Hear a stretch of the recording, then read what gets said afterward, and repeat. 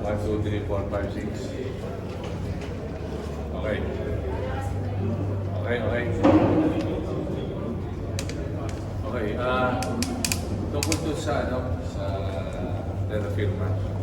Ito si Atty. Corporate Legal namin at Board Secretary, bilang naman yun.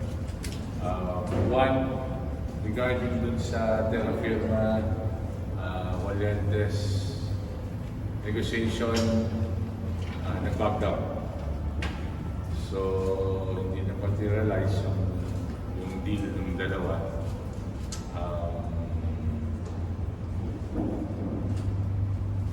Ang terra firma ay patuloy pa rin sasali sa atin. So, 12 teams pa rin tayo sa 50th. Si Junie talaga gusto. Yes, yes. Gusto ni Junie Navarro. Navarro eh, konti lang sa kanila. Lang, short and simple lang. May mga tanong ko lang.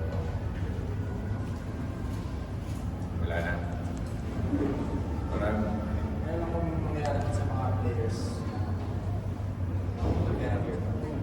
Well, yung meeting, sinabi mo ni Governor Bobby na they have their plans already. So, it's something, they have their plans to beef up their lineup. So, hindi naman sinabi sa amin paano. Siyempre, hindi niya sasabihin strategy nila yun. So, but he has plans to beef up and have a full lineup. Question lang po, sabi niyo po magpapatuloy, buong season po ba or ilang conferences lang? Tuloy-tuloy na. Tuloy-tuloy. They've already committed to stay. Tingnan natin, di ba? Yeah. As of now. How about the mga rights ng players like si Pringle and Si Pringle, ano na, free agent yun eh. Oo nga, kasi tang 21 conferences na yun. So pwede na siya, tama attorney. Si Christian, nasa kanila pa rin yung rights. Pati yung iba sina, may 4 pa yun. Nasa kanila yung rights. Doon sa nabanggit po kanina na gusto talaga ni Valentes na matuloy. So, ibig sabihin po ba, yung terra firma po yung nag-back out doon sa usapan? Yeah, lumabas, there were terms and requirements by both teams, no? Na hindi nag-meet. Siyempre, alam niyo yung negotiation, di ba? Mahihingi isa, hihingi yung isa, mukhang hindi nagkasunod. So it's not, it's a mutual decision not to pursue the sale in churches. kung yung therapy mo ba, force it pa rin or hindi sila, hindi na muna. There's no sale as of the moment. The announcement is that they will stay in the PBA. But did they mention this in the open to possibly? At the moment, they did not mention that. Pwede na sila mag-trade ito. Qualified, natural na ano sila eh.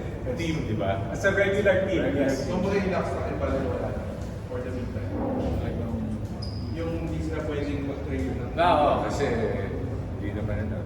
Oras na magsabi sila o kahit sinong team na magsabi na magpo-force sila, doon pa lang tayo gagawa ng action. Kung pwede wala ka ba, nag-back down yung Sinabi ko lang.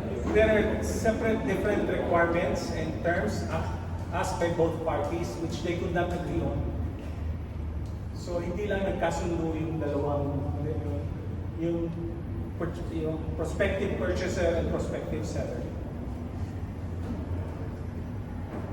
Okay? Ito na ba? Are other teams also forcing? Ngayon, meron po ba? Wala. Kaya nga kahit terra firma, walang umabot sa amin, wala. All honesty, wala. kung wala ka lumapit pa ng mga parties Meron, pero katulad ng sinasabi ko, lalapit, hindi naman ano. So,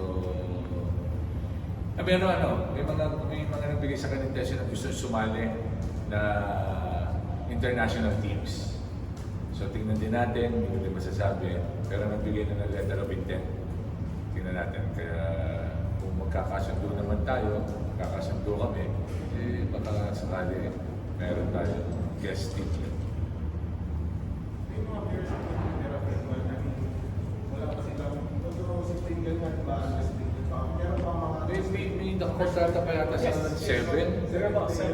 Okay, 7. Tapos, Tapos may plano na sila kung bubuhay sila yung line.